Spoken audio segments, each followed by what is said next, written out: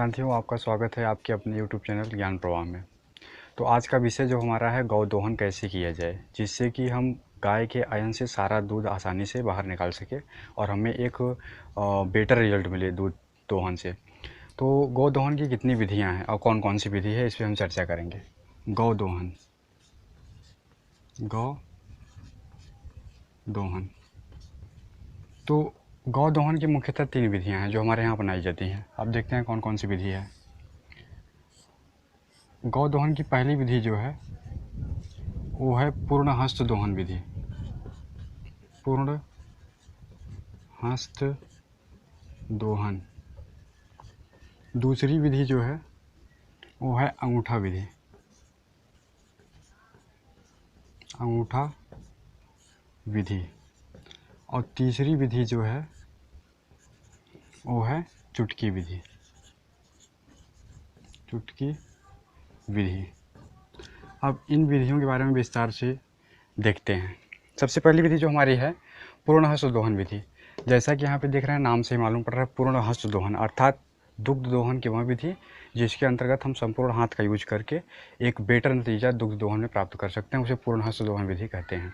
अब पूर्ण हस्त दोहन विधि होती कैसे, सबसे पहले देखना है कि आपको ए एंगल याद रखना है। हाथ हमारा कैसे होगा, ऐसे, अंगूठा ऊपर की तरफ और चारों उंगलियाँ ऐसे।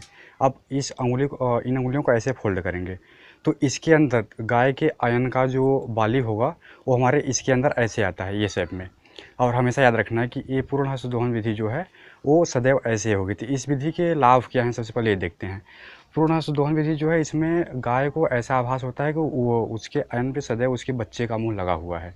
और ऐसा करने पे ये जो हमारी कनिष्ठा है ये सदैव आयन के निचले भाग, मतलब कि बाली के निचले भाग से ही दूध को नीचे उससे दूध नीचे गिरता है, जिससे कि दुग्ध दोहन में कहीं पे भी दूध के आवागमन में, उसके आयन में कहीं भी रुकावट नहीं होती है। और आपको ये बता दें कि ये दुग्ध दोहन की सर्वोत्तम विधि है, अर्थात ये विधि सबसे बेटर, अंगूठा विधि और चुटकी विधि सबसे बेटर विधि जो होती है वो पूर्ण हस्त दोहन विधि है। अब दूसरी विधि देखते हैं, अंगूठा विधि। जैसा कि इसमें भी नाम से ही मालूम पड़ रहा है अंगूठा विधि, मतलब इसमें अंगूठे का इस्तेमाल होता है।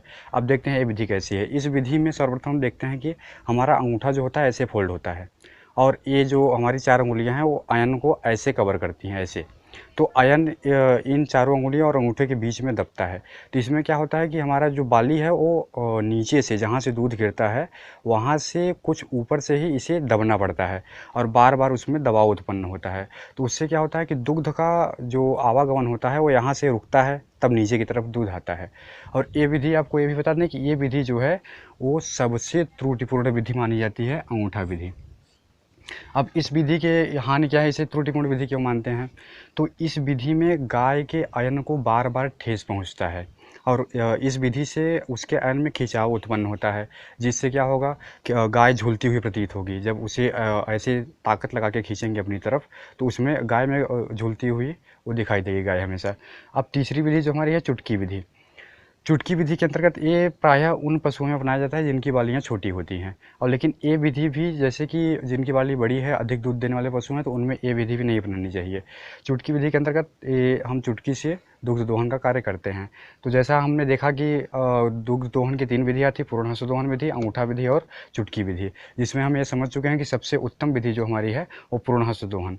हम सबको ये प्रयास करना चाहिए कि सदैव जब भी दुग्ध दोहन का कार्य किया जाए तो सदैव पूर्ण हस्त दोहन विधि से ही किया जाए।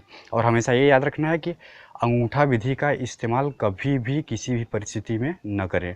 इन विधियों का, पूर्ण हस्त दोहन विधि का यूज करने से हमारे मिल्क प्रोडक्शन पे, दुग्ध उत्पादन पे और दुग्ध दोहन पे एक गहरा प्रभाव पड़ता है, जिसका नतीजा ये निकलता है कि हमें दुग्ध दोहन से अधिकांश दूध पशु के शरीर से, मतलब उसके आयन में जितने भी दूध हैं सब बाहर निकल जाते हैं और एक बेटर नतीजा मिलता है।